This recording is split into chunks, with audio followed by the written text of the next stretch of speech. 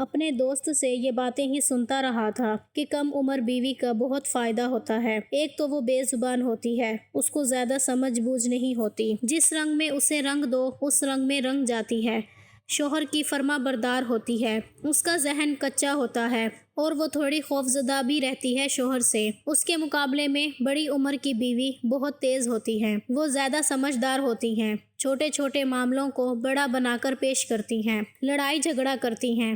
اپنے دوستوں کی انہی باتوں کو سن کر میں نے فیصلہ کر لیا تھا کہ میں بھی چھوٹی عمر کی لڑکی سے شادی کروں گا۔ اس لیے آج میری شادی تھی اور میری عمر 30 سال تھی اور میری دلہن کی عمر 15 سال تھی۔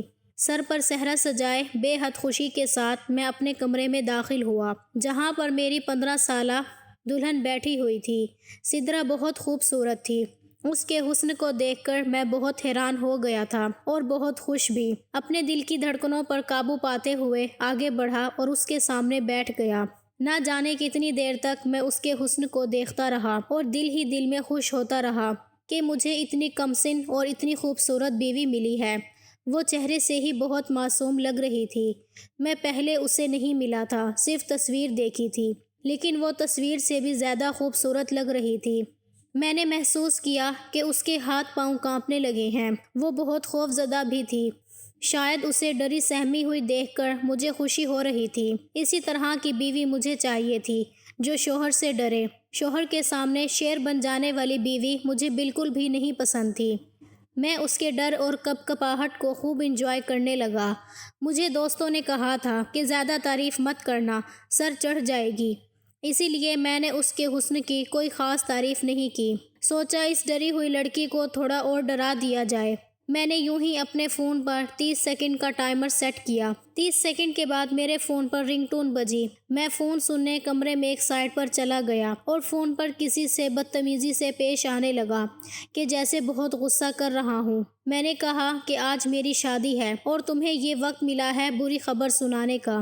تمہیں پتہ نہیں ہے میں کتنے غصے والا انسان ہوں۔ مجھے لوگوں کا بک بک کرنا بالکل پسند نہیں ہے، اور جب مجھے غصہ آ جائے تو پھر میں یہ نہیں دیکھتا کہ میرے سامنے کون ہے۔ جو انسان مجھ سے اپنی خیر چاہتا ہے وہ میرے سامنے کبھی بھی جواب نہیں دیتا، اور تمہاری اتنی ہمت کہ تم مجھے باتیں سنا رہے ہو۔ آ کر میں تمہیں کل ٹھیک کرتا ہوں، سیدھا نوکری سے نکال دوں گا، کیونکہ غلطی کی میرے پاس معافی ہے ہی نہیں۔ جو باتیں میں اپنی بیوی کو سنانا چاہتا تھا وہ ساری میں نے فون پر کسی اور کو سنا کر اصل اپنی بیوی کے کان میں ڈال دی تھی۔ میں نے اس کو منہ دکھائی کی انگوٹھی دی تھی تو اس نے میرے ہاتھ سے لے کر سامنے رکھ دی۔ مجھے اس کی یہ بات بہت بری لگی تھی۔ میں نے اسے کہا کہ اسے پہن لو۔ اس نے کہا کہ انگوٹھیاں اسے پسند نہیں۔ اس کی بات سن کر مجھے کافی غصہ آ گیا تھا، لیکن میں اس حسین لمحوں کو غصے کی نظر نہیں کرنا چاہتا تھا۔ میں نے اس کا ہاتھ اپنے ہاتھ میں لینا چاہا تو وہاں پر کچھ ایسا ہوا جس کی میں بالکل امید نہیں کر رہا تھا، کیونکہ یہ تو کچھ زیادہ ہی ہو گیا تھا۔ میری بیوی نے اچانک سے ایسا چہرہ بنایا کہ جیسے بہت گرمی لگ رہی ہے۔ اس نے ایک ہاتھ سے اشارہ کیا کہ جیسے وہ بہت تکلیف میں ہے، اور وہ خوف کے مارے پل بھر میں ہی بے ہوش ہو گئی۔ اس کو بے ہوش دیکھ کر میں بہت پریشان ہو گیا کہ اب کیا کروں، کیونکہ اگر میں نے باہر جا کر سب کو بتایا کہ دلہن شادی کی پہلی رات ہی بے ہوش ہو گئی ہے تو سب لوگ اس بات کا کتنا غلط مطلب نکالیں گے اور میری کتنی بدنامی ہوگی۔ میں کسی سے نظریں ملانے کے لائق نہیں رہوں گا۔ اپنے طریقے سے میں نے اسے ہوش میں لانے کی پوری کوشش کی۔ اس کے منہ پر پانی کے چھینٹے مارے، اسے جھنجھوڑ کر ہوش میں لانے کی کوشش کی۔ جب وہ ہوش میں نہیں آئی تو میں پریشانی سے کمرے کے اندر ہی چکر کاٹنے لگا اور سوچنے لگا کہ کیا کروں، کس سے کہوں۔ میرے والدین تو پہلے ہی بڑی عمر کی لڑکی چاہ رہے تھے تاکہ وہ گھر کا سارا کام سنبھال سکے، سارے کام خوش اسلوبی سے انجام دے۔ میری والدہ کا کہنا تھا کہ 15 سالہ لڑکی بھلا کیا کام کرے گی۔ میری والدہ نے کہا کہ انہیں ایسی بہو چاہیے جو کہ بہت سگڑ ہو اور سارا گھر سنبھال لے۔ سارے گھر والوں کی مخالفت کر کے میں نے صرف اپنی مرضی کی اور اسی لڑکی سے شادی کی۔ اگر میں کہوں گا کہ وہ بے ہوش ہو گئی ہے تو سب میرا مذاق اڑائیں گے کہ کم عمر کی لڑکی سے شادی کرو گے تو یہی ہوگا۔ جب پورا 1 گھنٹہ گزرنے کے بعد وہ ہوش میں نہیں آئی تو میں نے اپنے دوست کو فون کر کے ساری صورتحال سے آگاہ کیا، تو وہ آگے سے ہنسنے لگا اور ہنس ہنس کر لوٹ پوٹ ہو گیا۔ اس کی ہنسی مجھے مزید غصہ دلانے لگی۔ میں نے اس سے کہا کہ یہ ہنسنے کا یا مذاق اڑانے کا وقت نہیں ہے، مجھے اس کی مدد کی ضرورت ہے۔ میں گھر والوں میں سے کسی کو کچھ نہیں بتانا چاہتا، بس کسی طرح وہ ہوش میں آ جائے۔ مجھے ٹھنڈے پسینے آ رہے تھے۔ دسمبر کی سردی میں میرے دوست کی بیوی ڈاکٹر تھی، اس لیے میں نے اسے فون کیا تھا کہ شاید کوئی مدد ہو جائے، تو اس نے کہا کہ پریشان ہونے کی ضرورت نہیں، وہ کسی بہانے سے اپنی بیوی کو میرے گھر لا رہا ہے۔ اس کی یہ بات سن کر میں مزید پریشان ہو گیا، کیونکہ شادی ختم ہو چکی تھی، مہمان اپنے گھر جا چکے تھے، گھر والے سونے کی تیاری کر رہے تھے۔ ایسے میں اس کی ڈاکٹر بیوی میرے گھر آ گئی تو کتنی خواری ہوگی۔ میں جو اس سے مدد کی درخواست کر بیٹھا تھا، ایسے لگ رہا تھا کہ یہ بات میرے گلے پڑ گئی ہے اور فائدے کی بجائے الٹا نقصان ہونے والا ہے۔ میں نے اسے منع کر دیا کہ اپنی ڈاکٹر بیوی کو یہاں مت لانا، بلا وجہ میری خواری ہوگی، مجھ سے سوال و جواب ہوگا۔ اس نے کہا کہ ٹھیک ہے، پریشان ہونے کی ضرورت نہیں، وہ فون پر ہی میری اپنی بیوی سے بات کروائے گا۔ یہ بات مجھے زہر لگی اور میں نے اس کی ڈاکٹر بیوی سے بات کی اور اسے ہوش میں لانے کی ترکیب پوچھی۔ اس نے مجھے کہا کہ اس کے پیروں کے تلووں پر مالش کرو اور اس پر کمبل ڈالو، کیونکہ سردی ہے، اس طرح سے اسے گرمائش ملے گی اور شاید وہ ہوش میں آ جائے۔ میں یہی سب کر رہا تھا، لیکن میں بہت پریشان بھی تھا۔ میں نے یہ سب کر لیا تھا، لیکن پھر بھی اسے ہوش نہیں آ رہا تھا۔ میرا دوست پیچھے سے بڑبڑا رہا تھا اور اس کی بیوی مجھے طریقے بتا رہی تھی۔ میں نے اچانک سے کہہ دیا کہ اس کو ہوش آ گیا ہے۔ آپ کا بہت بہت شکریہ، کیونکہ میں اس صورتحال سے بہت تنگ ہو رہا تھا۔ انہوں نے کہا کہ چلو ٹھیک ہے، اب سکون سے سو جاؤ۔ دراصل میری بیوی ہوش میں نہیں آئی تھی۔ مجھے سمجھ نہیں آ رہا تھا کہ میں کیا کروں گا، کیونکہ اتنی دیر تک بھی بے ہوش رہنا ٹھیک نہیں تھا۔ پریشانی میں ادھر ادھر چکر کاٹ رہا تھا، جب سائڈ ٹیبل کے کنارے پر مجھے کچھ چمکتا ہوا نظر آیا۔ میں نے دیکھا تو میرے قدموں تلے سے زمین نکل گئی، کیونکہ یہ تو نیند کی دوا تھی اور اس کی دوا کا تھوڑا سا سفید رنگ سائڈ ٹیبل پر پڑے گلاس میں نظر آ رہا تھا۔ اس کا مطلب میری بیوی نے خود بے ہوشی کی دوا کھائی تھی، اور ظاہر تھا کہ دوا کو اثر کرنے میں تھوڑا وقت تو لگا ہوگا۔ جتنی دیر میں اس سے باتیں کر رہا تھا، اتنی دیر میں دوائی نے اثر کر دیا اور وہ بے ہوش ہو گئی، اور یہ دوائی اگر اس نے کھائی تھی تو پھر اسے کوئی بھی ہوش میں نہیں لا سکتا تھا۔ میں اپنی بیوی کو حیران ہو کر دیکھ رہا تھا کہ اس کو تو بہت معصوم ہونا چاہیے تھا، لیکن یہ معصوم نہیں تھی۔ مجھے ساری رات سمجھ نہیں آئی آخر یہ کیا ماجرا تھا جو میری بیوی نے اپنی سہاگ رات والی رات خود کو بے ہوش کر لیا تھا۔ کیا وہ میرے ساتھ وقت نہیں گزارنا چاہتی تھی؟ مجھے تو اس بات کی یہی سمجھ آ رہی تھی۔ صبح 4 بجے کا وقت تھا کہ دروازے پر دستک ہوئی۔ میں 15 منٹ پہلے ہی سویا تھا، بیٹھے بیٹھے ہی میری آنکھ لگ گئی تھی۔ میں نے باہر جا کر دیکھا تو میری امی تھی۔ اس وقت ان کو کیا کام تھا؟ ہمارے گھر میں تو کوئی اتنی جلدی نہیں جاگتا تھا، اور آج ولیمہ بھی نہیں تھا، کیونکہ ہم نے ولیمے میں ایک دن رکھا تھا تاکہ سب اچھے سے آرام کر سکیں۔ میری امی نے کہا کہ تم ابھی تک کمرے میں ہو، کیا کر رہے ہو؟ چلو یہاں سے۔ میں نے کہا کہ میری شادی ہوئی ہے، میرا کمرہ، میں یہاں پر نہیں ہوں گا تو کہاں ہوں گا؟ امی نے کہا جس دن شادی ہوتی ہے اس سے اگلے دن دلہا اور دلہن زیادہ دیر کمرے میں نہیں رہتے، صبح صبح کمرے سے جانا ہوتا ہے، نہیں تو برا سمجھا جاتا ہے۔ میں نے کہا کہ ٹھیک ہے، چلتے ہیں۔ انہوں نے کہا کہ نہیں، تم جاؤ، مجھے دلہن سے کوئی کام ہے۔ میں نے کہا کہ آپ کو کیا کام ہو سکتا ہے؟ جو بھی کام ہے وہ بعد میں کر لیجئے گا، وہ سو رہی ہے۔ میں نہیں چاہتا تھا کہ میری ماں کو پتہ چلے کہ میری بیوی بے ہوش ہو چکی تھی، کیونکہ انہوں نے یہی سمجھنا تھا کہ وہ میری وجہ سے بے ہوش ہوئی ہے۔ میری ماں نے کہا کہ پاگل، شادی تو نے کرا لی ہے، لیکن باریک باتوں کو نہیں سمجھتا۔ اگلے دن دلہن سے ایک بات پوچھنی ہوتی ہے، میں وہی پوچھنے جا رہی ہوں۔ اپنی پسند سے لڑکی لائے ہو، خاندان کی لڑکی ہوتی تو یہ سب کرنے کی ضرورت نہ ہوتی۔ خاندان کی لڑکیوں کو پتہ ہوتا ہے کہ وہ کس طرح پلی بڑی ہیں، کیونکہ وہ آپ کی آنکھوں کے سامنے ہوتی ہیں۔ لیکن خاندان سے باہر سے لڑکی لائیں تو پتہ تو کرنا پڑے گا نا، ٹھیک بھی ہے یا نہیں۔ اتنا تو میں بچہ نہیں تھا، مجھے میری ماں کی بات سمجھ آ گئی تھی، لیکن جب وہ پہلے ہی بے ہوش ہو گئی تھی تو بھلا اس بات کو کیا بتاتی۔ میں نے اپنی ماں کو بہت بہانے لگائے کہ میرے ساتھ چلیں، میں نے کپڑے بدلنے ہیں، مجھے پتہ نہیں ہے میرے کپڑے کہاں پڑے ہیں، مجھے بہت بھوک لگی ہے، مجھے ناشتہ بنا دیں۔ لیکن یہ سارے بہانے میری ماں کو شک میں مبتلا کر گئے۔ میری ماں نے مجھے ایک طرف دھکا دیا اور اندر چلی گئی۔ اب میں کمرے کے باہر ایسے کھڑا تھا جیسے آپریشن تھیٹر کے باہر بندہ کھڑا ہوتا ہے اور اسے پتا ہوتا ہے کہ کوئی بری خبر ملنے والی ہے۔ تھوڑی دیر بعد میری اماں باہر آئیں تو مجھے حیران ہو کر دیکھنے لگیں اور اچانک سے میرے کندھے پر تھپکی دے کر کہا، مبارک ہو، تمہاری بیوی ٹھیک ہے۔ میرے قدموں تلے سے زمین نکل گئی کہ بھلا امی کو یہ سب کیسے پتہ چل گیا۔ میں فوراً واپس کمرے میں بھاگا اور سامنے کا منظر دیکھ کر میں بھی حیران و پریشان تھا۔ میری بیوی کے کپڑوں پر خون لگا ہوا تھا، جسے دیکھ کر میری ماں تو مطمئن ہو گئی تھی، لیکن میرا تو چین برباد ہو گیا تھا۔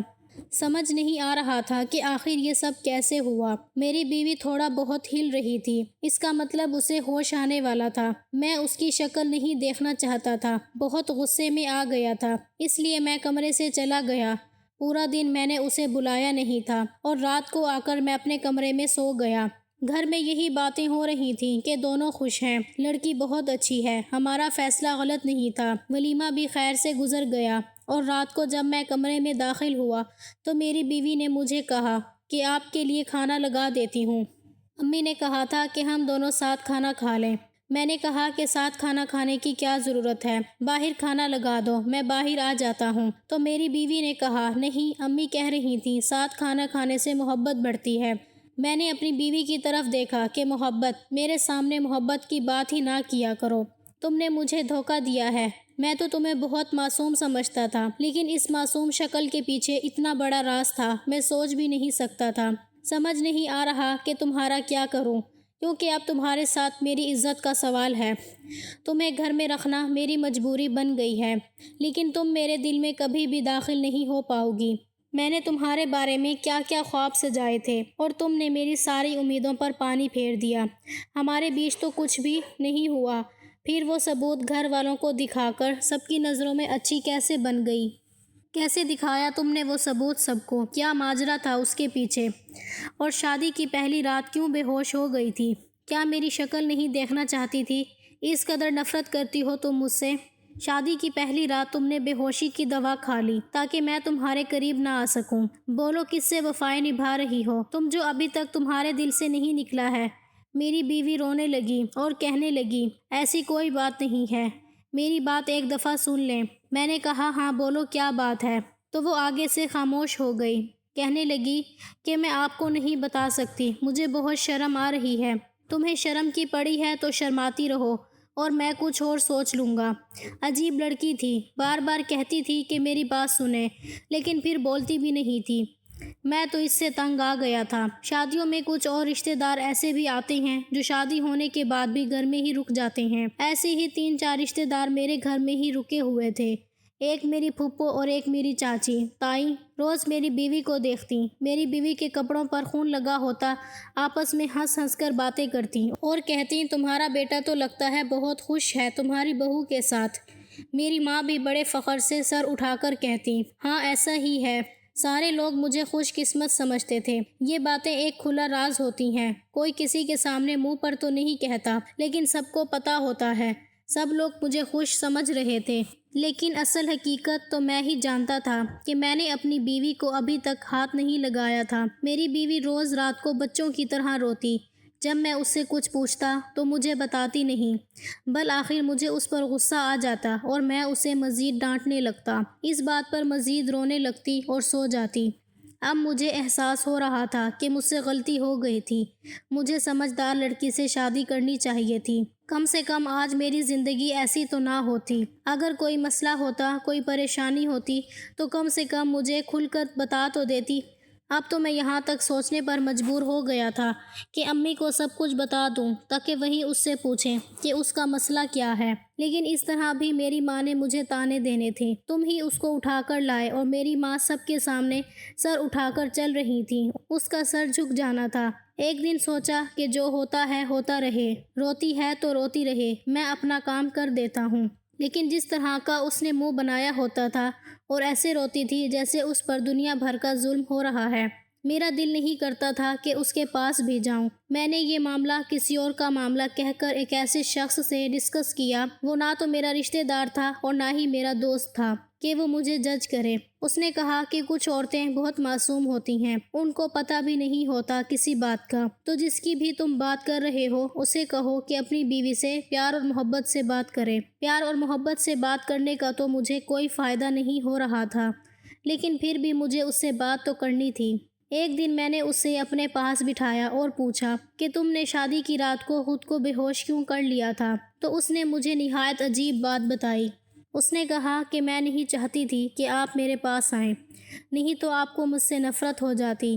میں نے کہا کہ مجھے تمہارے پاس آنے سے تم سے نفرت کیسے ہو سکتی ہے؟ تم میری بیوی ہو، ہم لوگ جتنا قریب آئیں گے اتنا ہی ہمیں ایک دوسرے سے محبت ہوگی، نفرت کیسے ہو سکتی ہے؟ تب اس نے مجھے کہا کہ میرا ایک بہت بڑا راز ہے، میرے گھر والوں کو آپ کے گھر والوں کے ساتھ ایسا دھوکہ نہیں کرنا چاہیے تھا، ان کو آپ کو یہ بات بہت پہلے بتا دینی چاہیے تھی، لیکن انہوں نے ایسا کچھ نہیں کیا۔ اگر آپ سمجھ رہے ہیں کہ میری زندگی میں کوئی اور شخص ہے تو ایسا بالکل بھی نہیں ہے۔ میں خود ہی اپنے لیے کافی ہوں، خود ہی اپنے لیے مصیبت بناتی ہوں، میں خود ہی ایک چلتی پھرتی مصیبت ہوں۔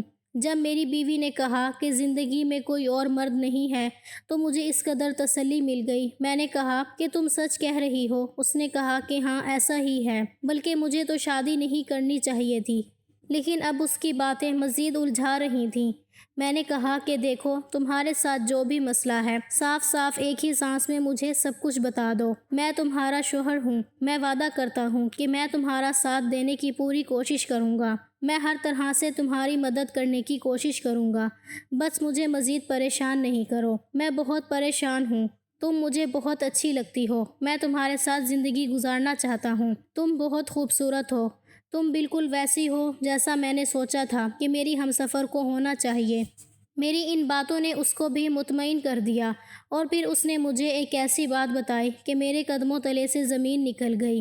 اس نے کہا کہ مجھے ایک ایسی بیماری ہے، ایک ایسی بیماری جو اکثر عورتوں کو ہوتی ہے، اور ڈاکٹر نے پہلے ہی کہہ دیا تھا کہ اس بیماری کے رہتے ہوئے میں شادی شدہ زندگی کے لیے مناسب نہیں ہوں اور نہ ہی میری اولاد ہوگی، لیکن میرے ماں باپ نے لالچ میں آ کر اور مجھے اپنے سر سے اتارنے کی خاطر آپ سے میری شادی کروا دی۔ میری بیوی بیمار تھی اور اسے ایک بہت ہی خطرناک بیماری تھی، ایسی بیماری جو مجھے نہیں لگ سکتی تھی، لیکن اس کے لیے وہ بہت خطرناک تھی۔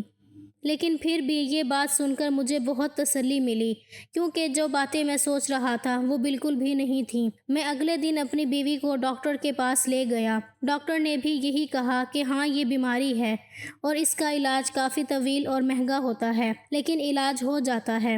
ڈاکٹر نے یہ بھی کہا کہ اس بیماری کے رہتے اکثر عورتیں ماں نہیں بن سکتیں۔ ایسی بات نہیں کہ بالکل ماں نہیں بن سکتیں، کچھ عورتیں اس بیماری کے ساتھ بھی ماں بن جاتی ہیں۔ یہ ہمارے معاشرے کی ایک کمی ہے کہ یہاں پر ایسی بیماریوں کے بارے میں نہ تو بات کی جاتی ہے اور نہ ہی علاج کے بارے میں کسی کو پتہ ہے، بس عورت کو برا کہتے ہیں کہ اسی میں کوئی خرابی ہے، تبھی اس کے ساتھ یہ ہو رہا ہے۔ تبھی تو آپ کی بیوی اتنا ڈری ہوئی تھی۔ ڈاکٹر نے مجھے یہ بھی کہا کہ جب تک عورت کسی ایسی بیماری میں ہوتی ہے تو وہ نفسیاتی طور پر بھی بہت ڈسٹرب ہوتی ہے۔ آپ اپنی بیوی کا بہت زیادہ خیال رکھیں، اسے بتائیں یہ سب کچھ نارمل ہے، صرف اس کے ساتھ نہیں ہو رہا ہے، دنیا میں بہت سی عورتوں کے ساتھ ہوتا ہے۔ میں نے ڈاکٹر سے کہا کہ میں اپنی بیوی کا بہت خیال رکھوں گا، کیونکہ وہی میری ہم سفر تھی اور اس نے کوئی غلطی نہیں کی تھی، وہ بہت اچھی لڑکی تھی۔ میں نے اپنی بیوی کو بھی تسلی دی اور کہا کہ وہ یہ بات کسی اور کو نہیں بتائے، ہم کسی نہ کسی بہانے سے ڈاکٹر کے پاس جایا کریں گے، اور تم دوائی ٹائم پر کھانا، جتنا بھی خرچہ آئے گا میں کروں گا، کیونکہ میرے لیے تم اہم ہو، بس تم یہ بات کسی کو بھی نہ بتانا۔ اسے بہت خوشی ہوئی اور پہلی دفعہ گلے لگ کر رو پڑی۔